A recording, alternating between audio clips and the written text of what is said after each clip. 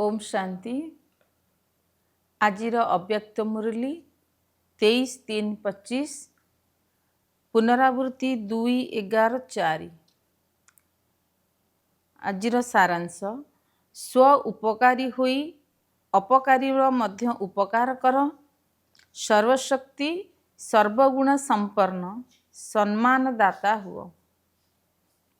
आज स्नेहर सागर निज चारिआडर स्नेही पिलामानकु देखि हर्षित होउछन्ति। चाहे साकार रूपरे सम्मुखरे बसिछन्ति, चाहे स्थूल रूपरे दूरे अछन्ति, किंतु स्नेह समस्तंकु बाबांग पाखरे बसिथिबार अनुभव कराउछि। प्रत्येक संतान को स्नेह ही बाबांकु सम्मुखरे थिबार अनुभव कराउछि। तुमे माने मध्य बाबांकर स्नेहरे आसी सम्मुखरे पहुँची जाइछ। बाप दादा कहउछन्ति जे प्रत्येक संतानर हृदय रे बाप दादांग प्रति स्नेह समाहित अटे। समस्तंग दिल रे मेरा बाबा यही स्नेहर गीत बाजुछि। स्नेह ही देह एवं देहर संबंध ठारू अलगा करि देउछि। स्नेह ही मायाजित करि देउछि। जेउठारे दिल रो स्नेह रहिछि सेठारे माया दूररु ही पळाई जाउछि। तेणु स्नेहर विषय रे सबु पिला पास अटंती। गोटिए हेला स्नेह, द्वितीयटी हेला सर्वशक्तिमान बाबांग द्वारा सर्वशक्ति रूपी संपत्ति। तेबे आज बाप दादा गोटिए पटे तो स्नेह को देखुचंती, अन्य पटे शक्ति सेनार शक्ति गुड़ी को मध्य देखुचंती। तेबे जेतिकी स्नेह समाहित अटे सेतिकी सर्वशक्ति गुड़िक समाहित अटे। तो बाप दादा सबु पिलांकु एका भली सर्वशक्ति गुड़ी को देइछंती एवं मास्टर सर्वशक्तिमान करिछंती। काहाकु सर्वशक्तिमान काहाकु शक्तिमान करि नाहंती। तुमे माने मध्य निजर समान मास्टर सर्वशक्तिमान बोली कहूछ। तेणु बाप दादा चारिआडर पिलामानकु पचारुछंती जे समस्ते निज भितरे सर्वशक्ति गुड़ी को अनुभव करुछ। तो सर्वशक्ति गुड़िक उपरे सर्वदा अधिकार रहिछि। तो तेबे सर्वशक्ति गुड़िक बाप दादांगर संपत्ति अटे। तेणु निजर संपत्ति उपरे अधिकार अछि। तो कौन कहूच अधिकार अछि? तो टीचर्स माने कुह अधिकार अछि। तो भाभी चिंती कुह कौन पांडव मानकर अधिकार अछि? तो सर्वदा रहिछि ना केबे केबे रहुछि? जेउ समय रे जेउ शक्तिर आवश्यकता पड़ुछि तुम शक्ति सेनार आदेश अनुसारे सेही शक्ति हाजिर हो जाउछि। तो समय अनुसारे ना हजूर कही हाजर हेउछि। तो चिंता कर, देख अधिकारी आदेश दब एवं शक्ति गुड़िक जी हजूर कही हाजिर हेउथिबे। जेउ शक्ति को आह्वान कर, जेपरी समय जेपरी परिस्थिति सेही भली शक्ति गुड़ी को कार्य रे लगाई पारु थिबो। एही भली अधिकारी आत्मा अट। तो काहेकि ना बाबा तुम मानकु संपत्ति देइछंती जहाँ को तुमे माने निजर करि नैछ। कौन निजर करि नैछ ना तेबे निजर वस्तु उपरे ही अधिकार रहिताए। जेउ समय रे जेउ विधि अनुसार आवश्यकता थिबो सेही समय रे कार्य रे लागि जाउथिबो। धरिनिय समाहित करिवार शक्तिर आवश्यकता अछि एवं तुमे आदेश देउछ। तेबे से तुमर आदेश को पालन करी जी हाजिर हेई जाउछि। तो जदि हेउछि तेबे मुंड हलाओ, हाथ हलाओ। केबे केबे हाजर होउछि, केबे केबे एवं सबु बेले हाजिर होउछि। तेबे समाहित करिवार शक्ति जदिओ हाजर हेउछि किंतु 10 थर समाहित करी नेबा परे 11 थर को टिके तळ उपर हेउ नै। तो तेणु सबु बेले एवं सहजरे हाजर हेउ जाउथिबो। समय बीती जिबा पर हाजर हेउ नथिबो। मु करिवा को चाहू नथिली किंतु जे हेई गला से भली हेउ नथिबो। तेबे कुहा जीव सर्वशक्तिर अधिकारी। तेबे एई भली अधिकार बाप दादा तो समस्त को देइछंती, किंतु देखिबा को मिलुछि जे सर्वदा अधिकारी होई रहिबारे पिला माने क्रमान्वय रे आसी जाउछन। तेबे सर्वदा हेउथिबो एवं सहज हेउथिबो, स्वाभाविक हेउथिबो ଏବଂ ସ୍ୱଭାବରେ ପରିଣତ ହୋଇଯାଉଥିବ। ଏହାର ବିଧି ହେଲା ଯେପରି ବାବାଙ୍କୁ ହଜୁର ମଧ୍ୟ କୁହାଯାଉଛି, କହୁଛନ୍ତି ହଜୁର ହାଜିର ଅଟନ୍ତି, ହାଜିର ହଜୁର ମଧ୍ୟ କହିଥାନ୍ତି। ତେଣୁ ଯେଉଁ ସନ୍ତାନ ହଜୁର ବାବାଙ୍କର ପ୍ରତ୍ୟେକ ଶ୍ରୀମତ ଅନୁସାରେ ହାଜିର ହଜୁର କରି ଚାଲିଥାଏ, ତା ନିକଟରେ ସର୍ବଶକ୍ତି ଗୁଡ଼ିକ ମଧ୍ୟ ହଜୁର ହାଜିର କରିଥାନ୍ତି। ପ୍ରତ୍ୟେକ ଆଜ୍ଞାରେ ଜି ହାଜିର, ପ୍ରତି ପାଦରେ ଜି ହାଜିର। ଯଦି ପ୍ରତ୍ୟେକ ଶ୍ରୀମତରେ ଜି ହାଜିର ନୁହେଁ, ତେବେ ପ୍ରତ୍ୟେକ ଶକ୍ତି ମଧ୍ୟ ସବୁ ସମୟରେ ହାଜିର ହଜୁର କରିପାରିବେ ନାହିଁ। ଯଦି କେବେ କେବେ ବାବାଙ୍କର ଶ୍ରୀମତ ବା ଆଜ୍ଞାର ପାଳନ କରୁଛ, ତେବେ ଶକ୍ତି ଗୁଡ଼ିକ ମଧ୍ୟ କେବେ କେବେ ତୁମ ନିକଟରେ ହାଜିର ହେବାର ଆଦେଶ ପାଳନ କରିବେ। ସେହି ସମୟରେ ତୁମେ ଅଧିକାରୀ ପରିବର୍ତ୍ତେ ଅଧୀନ ହୋଇଯାଇଥାଅ। ତେଣୁ ବାପ ଦାଦା ଏହି ଫଳାଫଳ ଚେକ୍ କରୁଛନ୍ତି ଏବଂ ଦେଖୁଛନ୍ତି ଯେ ପିଲାମାନେ କ୍ରମାନ୍ୱୟ ଅନୁସାରେ ଅଛନ୍ତି।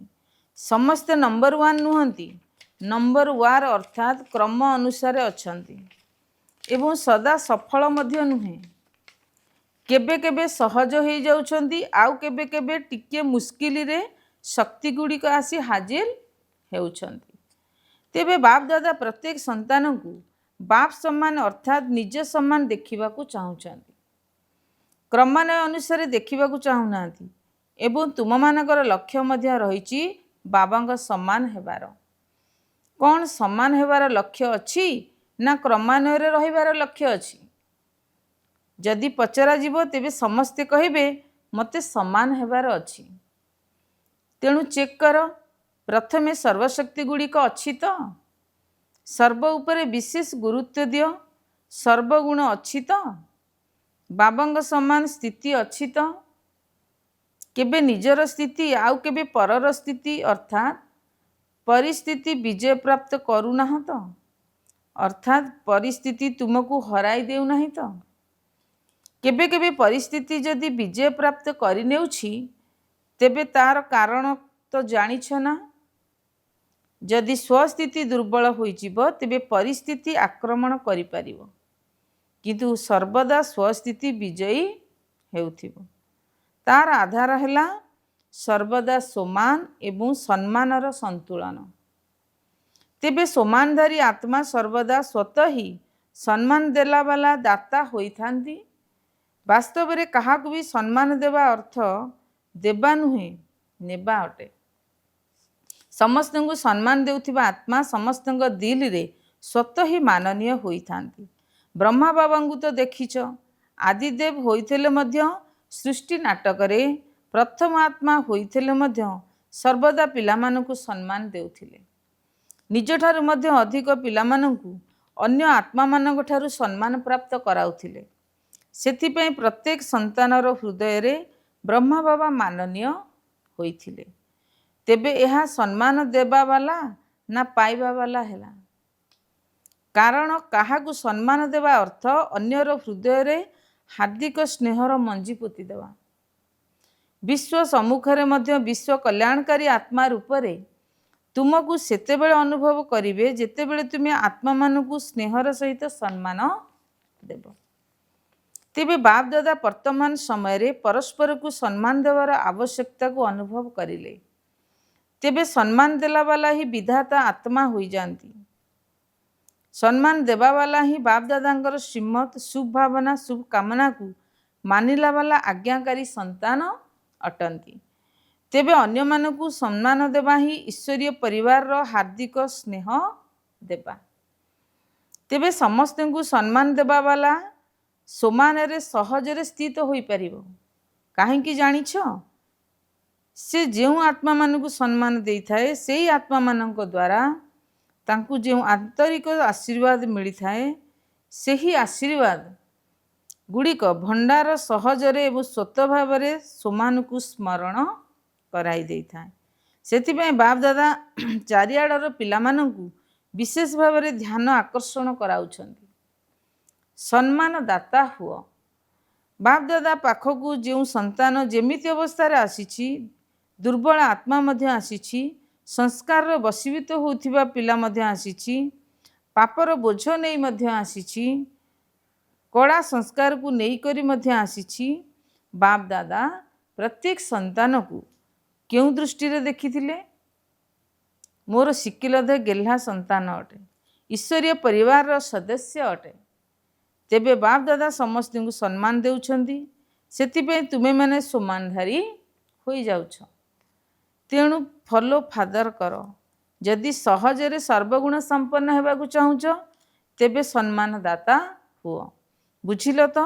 सहज अटे ना? कौन सहज ना मुस्किल? टीचर्स माने कौन भावुच सहज अटे? काहाकू सम्मान देबा सहज, काहाकू कष्टकर अटे? ना समस्त को सम्मान देबा सहज? तुम मानकर उपाधि हैला सर्व उपकारी, अपकार करिला वालांकर मध्य उपकारी आट। तेणु चेक कर सर्व उपकारी स्मृति वृत्ति दृष्टि रहुछि तो? तेबे अन्यर उपकार करिवा अर्थ निजर उपकार करिवा। तेणु चेक करिब सम्मान देवार अछि ना? अलगा अलगा कथारे धारण करिया पई जो मेहनत करिवाकू पड़ुछि मध्य सेथुरु मुक्त होई जीवो। काहेकि ना बाप दादा देखुचंदी समयर गति तीव्र होई चलिछि, समय तुमको अपेक्षा करिछि। तेणु तुम मानकू सबु व्यवस्था करिवा पई हब। समयर अपेक्षा को समाप्त करने को हम से व्यवस्था कौन कर जानिछ? निजर संपूर्णता एवं संपन्नतार गति को तीव्र करने को हेब। करुछु नुहे, गति को चेक कर, तीव्र गति अच्छी तो? बाकी स्नेह आधार रे नुआ नुआ पिला माने मध्य पहुँची जाइछंती। बाप दादा नुआ नुआ पिला मानकू देखी खुशी होउछंती। जो माने प्रथम थर आसीछ से माने हाथ उठाओ। बहुत अच्छी बाबांकर घर, तुम निजर घर आसीछ, भल करिछ, सेथिपई अभिनंदन। अच्छा, सेवार टर्न पाली कर्नाटक। कर्नाटक वाला उठ, सेवार सुवर्ण सुजोग पाउछ, तेणु अभिनंदन। देख प्रथम पाली सेवा नहींछ, तेणु प्रथम स्थान होई रहिबो ना। पुरुषार्थ रे विजयी हेबार सबुथरे प्रथम नंबर नेबा वाला हुआ। द्वितीय नंबर नेबार नहीं, प्रथम नंबर। साहस अच्छी तो? अच्छी साहस? तेबे साहस तुमर एवं 1000 गुणा साहाय्य बाबांकर। भल सुजोग नेउछ, निजर पुण्यर खाता बहुत बहुत जमा करी नेल। अच्छा, कर्नाटक मेगा प्रोग्राम करिछि तो? करी नाही? काहेकि करी ना हो? कर्नाटक को सबुथरे प्रथम नंबर नेबा दरकार। बेंगलोर रे करिबू। अच्छा, जो माने भी बड़ प्रोग्राम करिछ से माने उठ। एबे सुधा केते प्रोग्राम होई सारलाणी। तेबे बाप दादा बड़ कार्यक्रम पई बड़ अभिनंदन देउछंती। तेबे जोन गुड़िकर संख्या केते हेलाणी? सबु जोन को तो मेगा प्रोग्राम करिबा उचित। काहेकि ना तुमे सहर रे आउ केही उलुगुणा देवे नाही। बड़ कार्यक्रम रे तुमे प्रचार प्रसार मध्य बड़ धरणर करूछ ना? चाहे सम्मान पत्र द्वारा, चाहे अन्य मीडिया द्वारा, चाहे पोस्टर होर्डिंग आदि भिन्न भिन्न उपाय अपनाउछ। तेणु उलुगुणा कम हो जाउछि। बाप दादा को यही सेवा पसंद अटे, किंतु टिके किंतु रही जाउछि। प्रोग्राम तो बड़ बड़ करूछ, सेथिपई अभिनंदन। किंतु प्रत्येक प्रोग्राम रु अति कम रे 108 रो माला तो प्रस्तुत हेबा दरकार ना। अर्थात 108 जन बाहरिबा दरकार। काहेकि ना ताहा केउठी होउची? अति कम रे 108 रु अधिक हेले 16,000। तेबे एते सब शक्ति लगाइले, एते संपत्ति अर्थात धन मध्य लगाइल, तेणु तार फलस्वरूप अति कम रे 108 जन तो बाहरिबा दरकार ना। समस्तଙ୍କର ठिकଣା तो तुम पाखरे रहिबा दरकार ना। तेबे सेई मेगा प्रोग्राम को जो माने साथी रे आनिछंती सेमानक पाखरे तांको मानकर परिचय तो निश्चिंत थिबो। तेणु सेमानकु पुनर्बार पाखकु डाकिबा दरकार। एमिति नुहे जे आमे तो करिदेलु, किंतु जहा कि कार्य करा जाउछि तार फलाफल मध्य मिलिबा दरकार। तेणु सबु बड़ प्रोग्राम करिला वालांकु बाप दादांकु एई भली फलाफल देबाकू हबो। चाहे भिन्न भिन्न सेंटर को जाओ, चाहे सहजरे ହେଉଥିବ ସେଠାକୁ ଯାଅ, କିନ୍ତୁ ଫଳାଫଳ ମିଳିବା ଦରକାର। ଠିକ୍ ଅଛି ନା? ହୋଇ ତ ପାରିବ ନା? ଯଦି ଟିକିଏ ଧ୍ୟାନ ଦେବ ତେବେ ବାହାରି ଆସିବେ। 108ର ତ କିଛି ବି ନୁହେଁ, କିନ୍ତୁ ବାପ ଦାଦା ଫଳାଫଳକୁ ଦେଖିବାକୁ ଚାହୁଁଛନ୍ତି। ଅତି କମରେ ଷ୍ଟୁଡେଣ୍ଟ ତ ହୁଅନ୍ତୁ, ସହଯୋଗୀ ହେବାରେ ଆଗକୁ ତ ବଢ଼ନ୍ତୁ। ତେଣୁ କିଏ କିଏ କେତେ ଆତ୍ମାକୁ ବାହାର କରି କରୁଛନ୍ତି ତାହା ଏହି ସିଜିନ୍ ଭିତରେ ବାପ ଦାଦା ଦେଖିବାକୁ ଚାହୁଁଛନ୍ତି। ଠିକ୍ ଅଛି ନା? କ'ଣ ପାଣ୍ଡବମାନେ ଠିକ୍ କଥା ନା? ତେବେ ଦେଖିବା ନମ୍ବର 1 କିଏ ହେଉଛି। ଯେତିକି ବି ବାହାରନ୍ତୁ, କିନ୍ତୁ ବାହାର କର ନିଶ୍ଚିନ୍ତ। ଏଥିରେ କ'ଣ ହେଉଛି ନା, କାର୍ଯ୍ୟକ୍ରମ ତ ହୋଇଯାଉଛି, କିନ୍ତୁ ଆଗକୁ ଯେଉଁଭଳି ସମ୍ପର୍କ ରଖିବା କଥା ସେଭଳି ଧ୍ୟାନ କମ୍ ହୋଇଯାଉଛି। ଆଉ ଷ୍ଟୁଡେଣ୍ଟ ହେବାର କରିବା ମଧ୍ୟ କୌଣସି ମୁସ୍କିଲ କାମ ନୁହେଁ। ବାକି ବାପ ଦାଦା ପିଲାମାନଙ୍କର ସାହସକୁ ଦେଖି ଖୁସି ହେଉଛନ୍ତି। ବୁଝିଲ ତ? ଆଚ୍ଛା, ଏବେ ସମସ୍ତେ ଗୋଟିଏ ସେକେଣ୍ଡ ଭିତରେ, ଗୋଟିଏ ମିନିଟ୍ ନୁହେଁ, ଗୋଟିଏ ସେକେଣ୍ଡ ଭିତରେ ମୁଁ ଫରିସ୍ତା ଏବଂ ଦେବତା ଅଟେ। ଏହି ମାନସିକ ବ୍ୟାୟାମ ଗୋଟିଏ ସେକେଣ୍ଡରେ ଅନୁଭବ କର। ଏଇଭଳି 1 ସେକେଣ୍ଡରେ ଡ୍ରିଲ୍ ସାରାଦିନ ଭିତରେ ବାରମ୍ବାର କର। ଯେପରି ଶାରୀରିକ ଡ୍ରିଲ୍ରୁ ଶରୀରକୁ ଶକ୍ତିଶାଳୀ କରୁଛି, ସେହିଭଳି ଏହି ମନର ଡ୍ରିଲ୍ ମନକୁ ଶକ୍ତିଶାଳୀ କରିଦେବ। ମୁଁ ଫରିସ୍ତା ଅଟେ। ଏହି ପୁରୁଣା ଦୁନିଆ, ପୁରୁଣା ଦେହ, ପୁରୁଣା ଦେହର ସଂସ୍କାର ଠାରୁ ଅଲଗା ଫରିସ୍ତା ଆତ୍ମା ଅଟେ। ଆଚ୍ଛା, ଚାରିଆଡ଼ର ଅତି ସ୍ନେହୀ, ସର୍ବଦା ସ୍ନେହର ସାଗରରେ ଲଭ୍ଲିନ ଆତ୍ମାମାନଙ୍କୁ, ସର୍ବଦା ସର୍ବଶକ୍ତିର ଅଧିକାରୀ ଶ୍ରେଷ୍ଠ ଆତ୍ମାମାନଙ୍କୁ, ସଦା ବାବାଙ୍କ ସମାନ ହେଉଥିବା ବାବାଙ୍କର ପ୍ରିୟ ଆତ୍ମାମାନଙ୍କୁ, ସର୍ବଦା ସମାନରେ ରହୁଥିବା, ସମସ୍ତଙ୍କୁ ସମ୍ମାନ ଦେଉଥିବା ଏବଂ ସମସ୍ତଙ୍କର ମାନନୀୟ ହେଉଥିବା ଆତ୍ମାମାନଙ୍କୁ, ସଦା ସର୍ବ ଉପକାରୀ ଆତ୍ମାମାନଙ୍କୁ ବାପଦାଦାଙ୍କର ହାର୍ଦ୍ଦିକ ସ୍ନେହ ସମ୍ପନ୍ନ ଶୁଭେଚ୍ଛା ଏବଂ ହାର୍ଦ୍ଦିକ ଆଶୀର୍ବାଦ ସ୍ୱୀକାର ହେଉ। ଏବଂ ଏହା ସହିତ ବିଶ୍ୱର ମାଲିକ ଆତ୍ମାମାନଙ୍କୁ ନମସ୍ତେ। ଦାଦିଜୀଙ୍କ ସହିତ ସମ୍ମାନ ଦେବାରେ ନମ୍ବର 1 ପାସ୍ ଅଟ। ବହୁତ ଭଲ ଲାଗୁଛି। ସବୁ ଦାଦୀମାନଙ୍କ ଉପସ୍ଥିତିରେ ମଧୁବନ ଶୋଭା ବଢ଼ିଯାଇଛି। ସଭା ଆଡ଼କୁ ଦେଖି ଏମାନଙ୍କୁ ଦାଦୀମାନଙ୍କର ଉପସ୍ଥିତିର ଶୋଭା ଭଲ ଲାଗୁଛି। ଯେପରି ଦାଦୀମାନଙ୍କର ଉପସ୍ଥିତି ଦ୍ୱାରା ମଧୁବନ ଶୋଭାୟମାନ ହୋଇଯାଉଛି। ସେହିପରି ତୁମେମାନେ ଯଦି ଦାଦୀ ନୁହେଁ, କିନ୍ତୁ ଦାଦୀମାନେ ମଧ୍ୟ ଦାଦାମାନେ ତ ଅଟ ନା। ତେଣୁ ସବୁ ଦାଦୀମାନେ ଏବଂ ସବୁ ଦାଦାମାନଙ୍କୁ ଏଇ କଥା ଭାବିବାର ଅଛି ଏବଂ ଉଡ଼ିବାର ଅଛି ମଧ୍ୟ। ଯେଉଁଠିକି ରହୁଛ ସେହି ସ୍ଥାନରେ ଶୋଭା ବୃଦ୍ଧି ହୋଇଯାଉ। ଯେପରି ଦାଦୀମାନଙ୍କ ଦ୍ୱାରା ଶୋଭା ବୃଦ୍ଧି ହୋଇଯାଇଛି, ସେହିପରି ସବୁ ସ୍ଥାନରେ ଶୋଭାବର୍ଦ୍ଧନ ହେଉ। କାହିଁକିନା ଦାଦୀମାନଙ୍କ ପଛକୁ ତୁମେ ଦାଦୀମାନେ ତ ଅଛ ନା। ତୁମେମାନେ ମଧ୍ୟ କିଛି କମ୍ ନୁହେଁ। ତେଣୁ ବାପ ଦାଦା ମଧ୍ୟ ଅଛନ୍ତି ଏବଂ ଦାଦାମାନେ ମଧ୍ୟ ଅଛନ୍ତି। ତେଣୁ କୌଣସି ବି ସେଣ୍ଟରରେ କିନ୍ତୁ ସଦା ରହିବା ଉଚିତ ନୁହେଁ, ଶୋଭନୀୟ ରହିବା ଉଚିତ। ତୁମେ ସମସ୍ତେ ବିଶ୍ୱରେ ଶୋଭାବର୍ଦ୍ଧନକାରୀ ଆତ୍ମା ଅଟ। ତେଣୁ ଯେଉଁ ସ୍ଥାନକୁ ବି କରୁଛ ତାହା ଆକର୍ଷଣୀୟ ସ୍ଥାନ ହୋଇଯାଉ। ଠିକ୍ କଥା ନା? କାହିଁକିନା ଦୁନିଆରେ ବିନାଶୀ ସୌନ୍ଦର୍ଯ୍ୟ ବହୁତ ରହିଛି, କିନ୍ତୁ ତୁମେ ଜଣ ଜଣଙ୍କ ଦ୍ୱାରା ଅବିନାଶୀ ଶୋଭା ବା ସୌନ୍ଦର୍ଯ୍ୟର ବୃଦ୍ଧି ହେଉଛି। ଯଦି ଟିକିଏ ସର୍ବଦା ଖୁସିର, ଶାନ୍ତିର, ଅବିନାଶୀ ସୁଖର ସୌନ୍ଦର୍ଯ୍ୟରେ ସୁଶୋଭିତ ହୋଇ ରହିବ, ତେବେ ତୁମର ସ୍ଥାନ ମଧ୍ୟ ଦଣ୍ଡାୟମାନ ହୋଇଯିବ। କାହିଁକିନା ସ୍ଥିତି ଆଧାରରେ ମଧ୍ୟ ଶ୍ରେଷ୍ଠ ବାୟୁମଣ୍ଡଳ ସୃଷ୍ଟି ହୋଇଥାଏ। ତେଣୁ ସମସ୍ତଙ୍କୁ ଏଇ କଥା ଚେକ୍ କରିବାର ଅଛି ଯେ ମୁଁ କେଉଁଠି ରହୁଛି, ସେଠାରେ ସୌନ୍ଦର୍ଯ୍ୟ ଅଛି ତ, ଉଦାସୀ ନାହିଁ ତ, ସମସ୍ତେ ଖୁସିରେ ଅଛନ୍ତି। କ'ଣ ଏହା ଠିକ୍ କଥା ନା?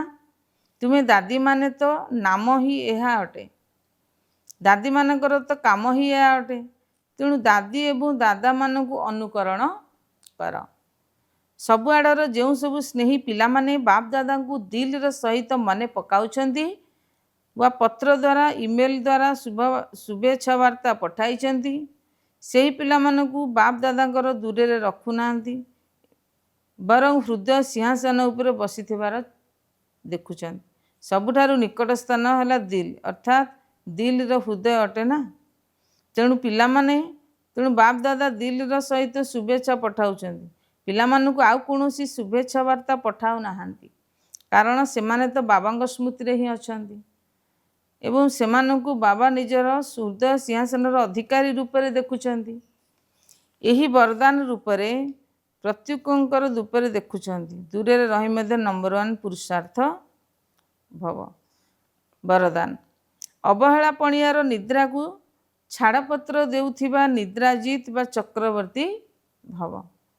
ସାକ୍ଷାତକାର ମୂରତ ହୋଇ ଭକ୍ତମାନଙ୍କୁ ସାକ୍ଷାତକାର କରାଇବା ପାଇଁ ଅଥବା ଚକ୍ରବର୍ତ୍ତୀ ହେବା ପାଇଁ ନିଦ୍ରାଜିତ ହୁଅ। ଯେତେବେଳେ ଭୁଲି ଯାଉଛ ଯେ ଏହା ବିନାଶ କାଳ ଅଟେ, ସେତେବେଳେ ଅବହେଳା ପଣିଆର ନିଦ ଆସିଯାଉଛି। ତେଣୁ ଭକ୍ତମାନଙ୍କର ଡାକରା ଶୁଣ, ଦୁଃଖୀ ଆତ୍ମାମାନଙ୍କର ଦୁଃଖର ଚିତ୍କାର ଶୁଣ, ତୃଷାର୍ତ ଆତ୍ମାମାନଙ୍କର ପ୍ରାର୍ଥନାର ଶବ୍ଦ ଶୁଣ। ତାହେଲେ କେବେ ବି ଅବହେଳା ପଣିଆର ଅଭାବ ନିଦ ଆସିବ ନାହିଁ। ତାହେଲେ କେବେ ବି ଅବହେଳା ପଣିଆର ନିଦ ଆସିବ ନାହିଁ। ତେଣୁ ଏବେ ସର୍ବଦା ଜାଗ୍ରତ ଜ୍ୟୋତି ହୋଇ ଅବହେଳା ପଣିଆର ନିଦ୍ରାକୁ ଛାଡ଼ପତ୍ର ଦିଅ ଏବଂ ସାକ୍ଷାତକାର ହୁଅ। ସ୍ଲୋଗାନ ଶରୀର ଅର୍ଥାତ୍ ତନ୍ ମନ ଧନ ଏବଂ ମନ ବାଣୀ କର୍ମ ଯେଉଁଥିରେ ବି ବାବାଙ୍କର କର୍ତ୍ତବ୍ୟରେ ସହଯୋଗୀ ହେଲେ ଆପେ ଆପେ ସହଯୋଗୀ ହୋଇଯିବେ। ଅବ୍ୟକ୍ତ ଇଶାରା ସତ୍ୟତା ଏବଂ ସଭ୍ୟତା ରୂପୀ ସଂସ୍କୃତିକୁ ଆପଣାଅ। ଯେପରି ବାବାଙ୍କୁ ଗଡ୍ ଇଜ୍ ଟ୍ରୁଥ୍ କହିଥାନ୍ତି, ତେଣୁ ସତ୍ୟତା ହିଁ ବାବାଙ୍କୁ ପ୍ରିୟ ଅଟେ। ଗାୟନ ମଧ୍ୟ ରହିଛି ସଚ୍ଚେ ଦିଲ ପର ସାହେବ ରାଜି, ଅର୍ଥାତ୍ ସଚ୍ଚା ହୃଦୟବାନ ଆତ୍ମାମାନଙ୍କର ଉପରେ ସାହେବ ଅର୍ଥାତ୍ ବାବା ଖୁସି ହୋଇଥାନ୍ତି। ତେଣୁ ହୃଦୟ ସିଂହାସନର ଅଧିକାରୀ ଯୋଗ୍ୟ ସେବାଧାରୀ ପିଲାମାନଙ୍କର ସମ୍ବନ୍ଧ ସମ୍ପର୍କରେ ସଂକଳ୍ପ ଏବଂ ବାଣୀରେ ସତ୍ୟତା ଏବଂ ସ୍ୱଚ୍ଛତା ଦେଖାଯାଉଥିବ ଏବଂ ସେମାନଙ୍କର ପ୍ରତ୍ୟେକ ସଂକଳ୍ପ ପ୍ରତ୍ୟେକ ବାଣୀ ସତ୍ୟ ହୋଇଥିବ। ଓମ୍ ଶାନ୍ତି।